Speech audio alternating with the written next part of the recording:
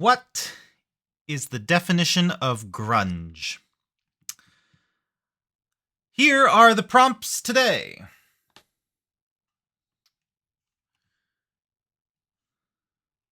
On Inktober side of things, we have grungy. What is grunge? So I looked it up, and the first definition is it's grimy or dirty. The second definition is the one that you get the most of if you just simply Google it, which is it is a genre of music or band, a grunge band. So let's look at the second one. Creeptober adds, where are we? 16. Pumpkin. Grunge Pumpkin. You're welcome for the free band title. I just decided to go with 1-to-1, so the first definition and then just a pumpkin. And this is what that ended up looking like. In order to have a grunge pumpkin, first we gotta have a pumpkin. And I just sort of went through the same motions that I did for the trick-or-treat pail that I've been using for a couple of the prompts. It was definitely Exotic Twilight and I forget the other one, Roaming Candy. And so I kind of know generally what I want out of my pumpkin. And then the only thing I didn't do was make a handle. Instead, I made a stem. And so I wanted to do a little more than just like a basic face. Got to give it some kind of character. Now the grunge, that was going to be more or less of a thinker. But I just started to throw things into the scene. The green is meant to be more of a moss, but I don't know if it really got there. And then I decided to throw on some mud as per the definition that I looked up. So those were the two things that I could think of that would occur on a pumpkin that would make it grungy. I messed around with the shrink wrap modifier.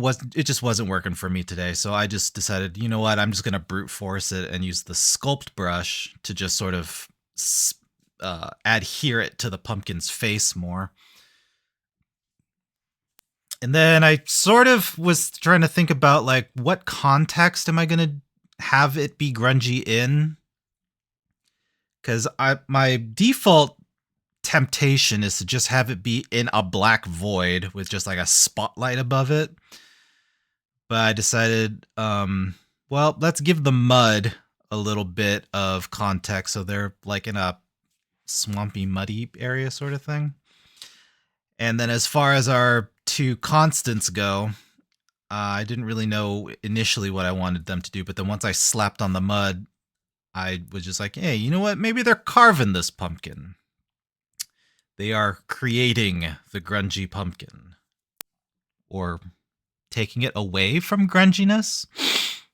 I don't know. This is one of those things where I found out that unless you try to cheat it with perspective, which this one was kind of hard to do because it's so far away from the camera, it's really hard to get this particular model to do sort of anything that's like above their head. Because the hands don't really get that far above a big cartoon head. So you really got to rely on like the elbows a lot. We add in the outline. I add the illumination to the pumpkin. So the pumpkin's kind of helping light the scene instead of just relying on something else to light the scene. And I decided, you know what? Let's go day one with it. Let's add a volumetric so that we've got more of like a swampy sort of mud scene. And then I just add some extra things to kind of try to drive home the point and really sort of convince the viewers that they're not just weirdly placed, like they're actually like in mud or something. But then the more that I worked on this scene,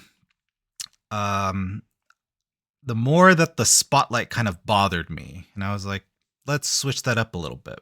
And here, I just wanted to point out that's like a little internal frustration that I had at the very end. So this is my work viewport. This is what I see when I'm working on stuff. And I'm trying to point out all of these really cool, like, the casting shadows that are sort of streaming off of our characters. And I have tried to go into various different settings and various different tabs to see if I could try to retain this, because in the end, the render, this is what it looked like. And as you can see, the shadows are kind of missing, and it made me sad. But hopefully, tomorrow's prompt can sort of lift my spirits a little bit.